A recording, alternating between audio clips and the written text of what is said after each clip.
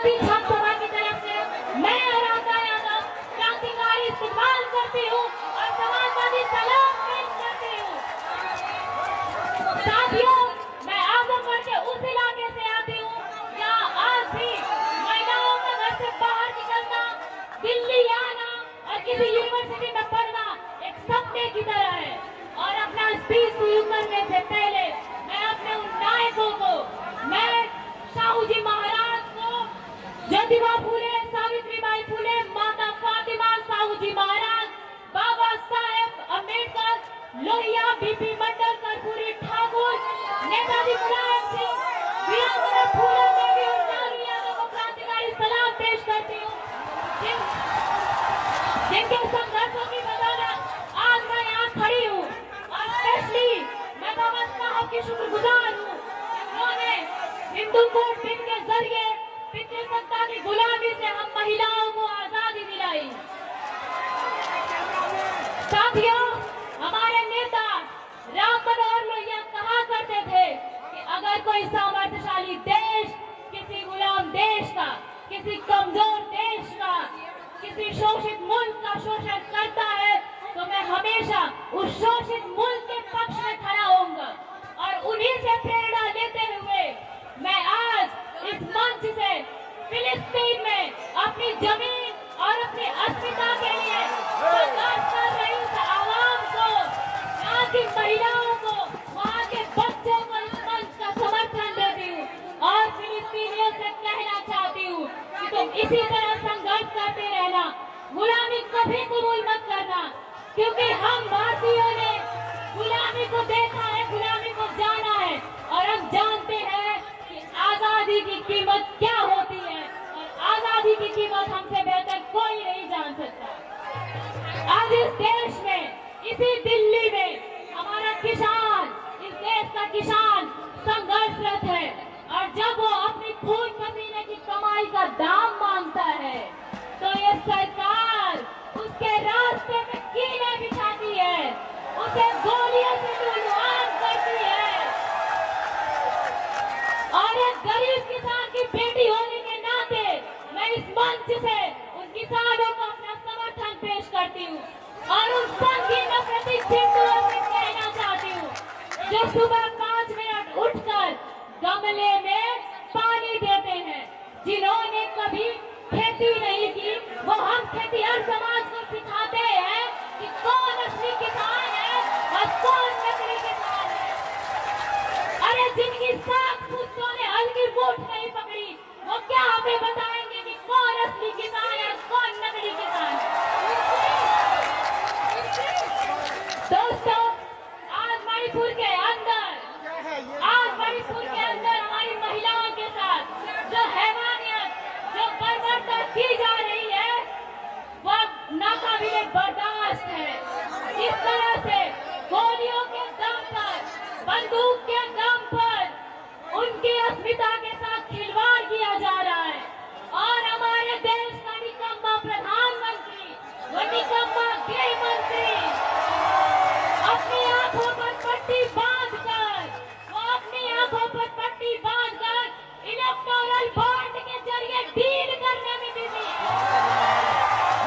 वो कहता है साथी कि तुम मुझे चंदा दो, मैं तुम्हें धंधा दूंगा। ये निकम्मापन नहीं चलेगा। मैं अपनी कैंपस की महिलाओं से कहना चाहती हूँ कि बीएसयू के अंदर जहाँ से मैंने ग्रेजुएशन किया है, इन्हीं संघी गुंडों ने, इन्हीं संघी रेसिस्टों ने, आईआईटी के इन संघी गुंडों ने उस आईआईटी की महिला का गैंगरेप किया था। और इस तरह यही संघी गुंडे हैं जो हम महिलाओं के साथ जघन्य आपराधिक मामले करते हैं साथी। और मुझे आशंका है, इस मंच के सामने मैं अपनी आशंका पेश करती हूँ कि अगर एबीवीपी को इस कैंपस से नहीं खदेड़ा गया तो वो दिन दूर नहीं कि वो बीएचयू की घटना इस जेएनयू में भी घट सकती है। साथियों, इस कैंपस में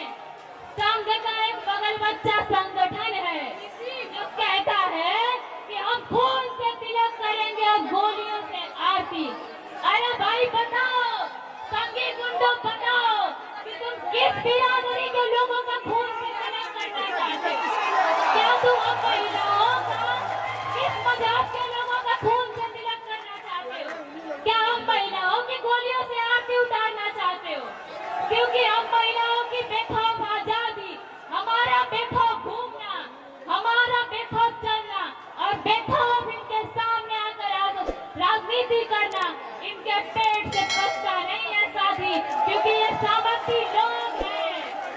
अरे ये तो उस मनु के चेले हैं जिस मनु ने कहा था कि महिलाओं को घर के अंदर बंद करके रखना चाहिए। और साथियों, जिस तरीके से इस कैंपस में पीएचडी में जेंडर डिप्रिवेशन पॉइंट खत्म करके लगातार इस कैंपस में महिलाओं की आबादी को कम किया जा रहा है। ये चाहते हैं कि अब महिलाएं जो थोड़ी सी बची है कैंपस में वो इस कैंपस को छोड़कर चली जाए, लेकिन हम ऐसा नहीं होने देना चाहेंगे। साथ ही हमारी पार्टी समाजवादी पार्टी महिलाओं को मांग को लेकर हमेशा मुखर रही है।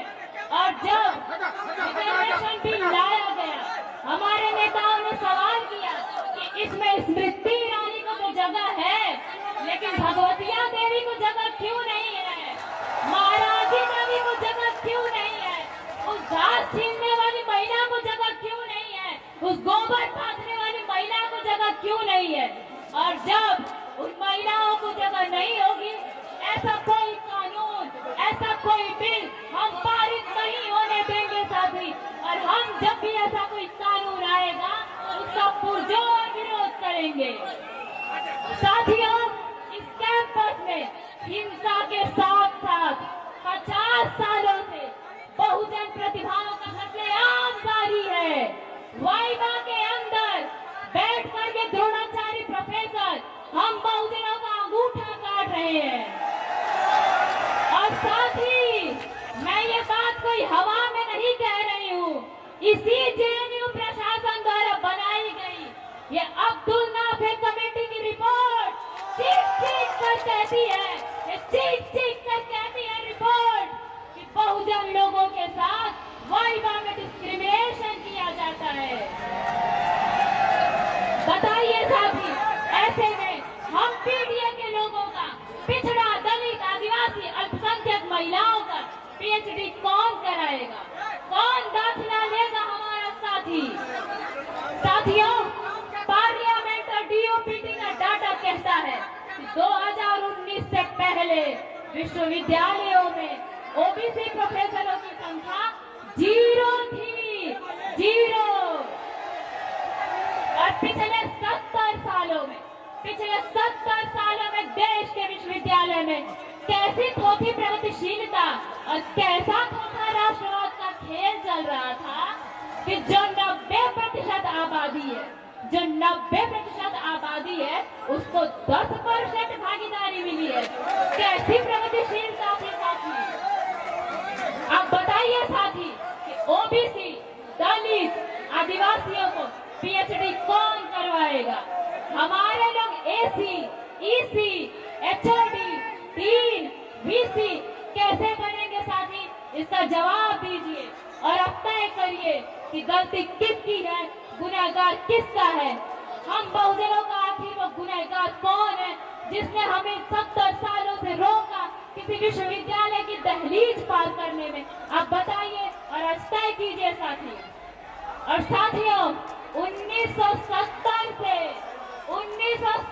से यह कैंपस लाल था और वो लाल का दावा करने वाले बताएं कि 2007 से 2016 तक इस कैंपस में ओबीसी, दलित, आदिवासियों को नॉट फाउंड सुटेबल क्यों किया गया था।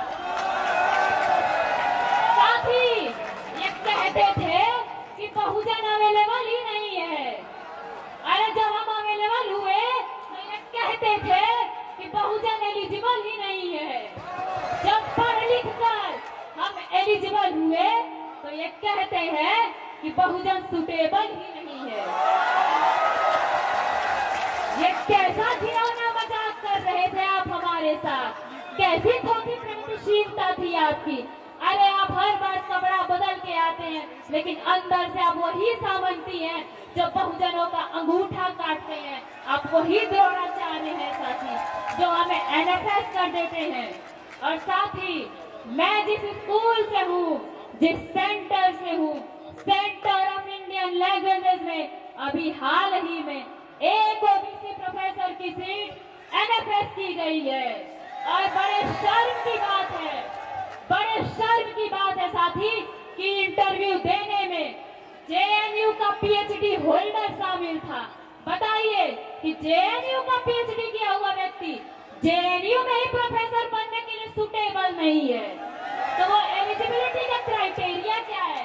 क्या संघ में जाके लाठी भाजना एलिजिबिलिटी का क्राइटेरिया है?